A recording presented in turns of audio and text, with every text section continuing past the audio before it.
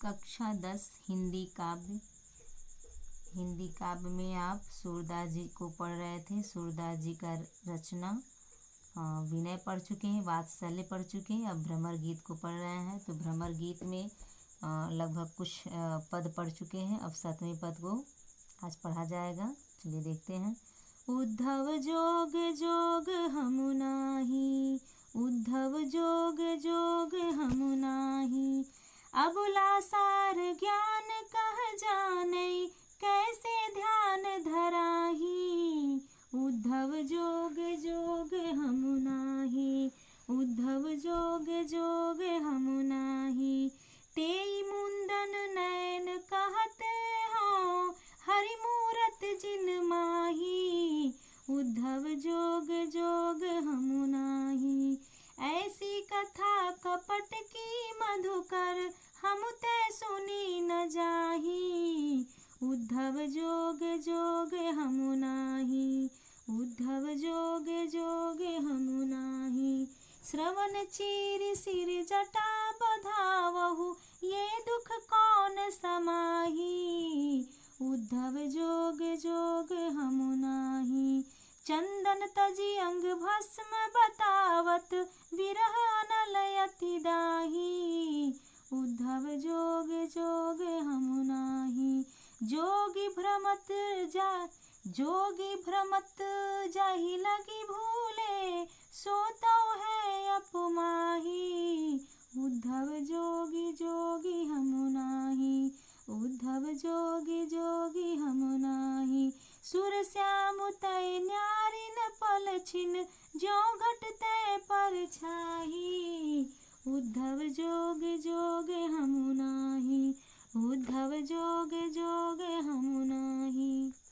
चलिए कठिन शब्दों का अर्थ देख लीजिए। जो का अर्थ होता है साधना, योग साधना, ठीक है। और मधुकर का अर्थ होता है भंवरा। यहाँ उद्धव जी को उपमा दिया गया है भंवरे से। पहले पद में भी आप भ्रमर शब्द पढ़े हैं उद्धव के लिए। श्रवण का अर्थ होता है कान।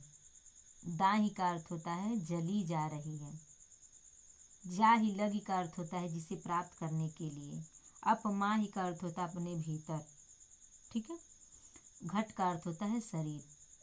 प्रसंग में आप लिख दीजिएगा। इस पद में गोपियों द्वारा योग साधना की कठिनाइयों का उल्लेख किया गया है।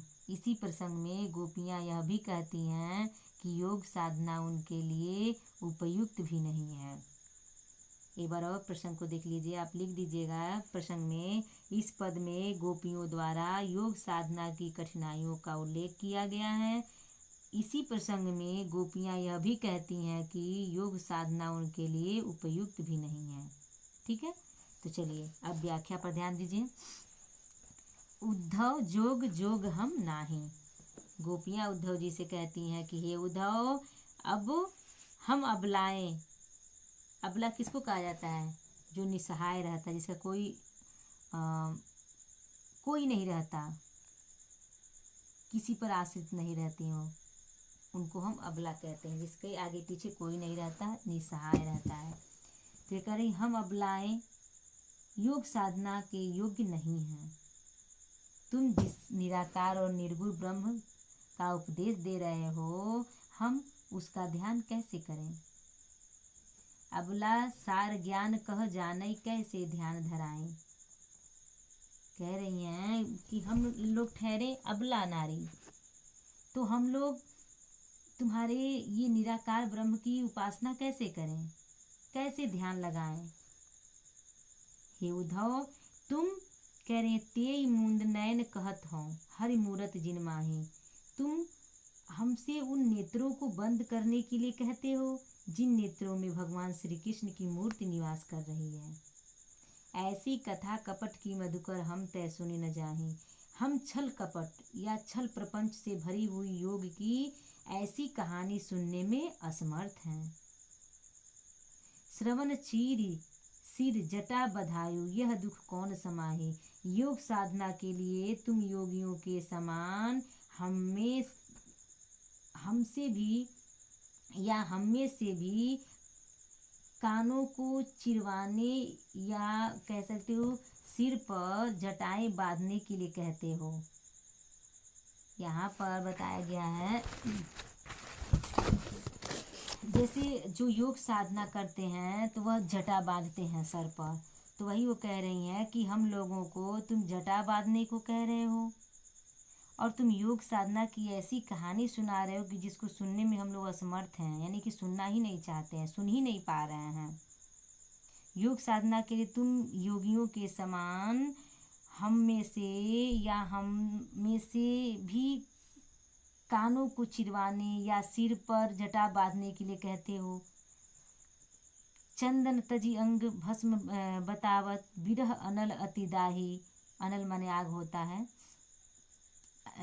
विरह रूपी अग्नि की बात की जा रही है। कह रही हैं कि तुम शीतल चंदन का त्याग करके अंगों पर भस्म राख लगाने के लिए कहते हो, जिससे हमारे शरीर की तपन और अधिक बढ़ जाएगी। जोगी भ्रमत जा ही लगी भूले सो तो है अपमाही। योगी जन जिस ब्रह्म को पाने की आशा में भ्रमित हो रहे हैं, वह ब्रह्म तो हमारे भीतर ही निवास करता है।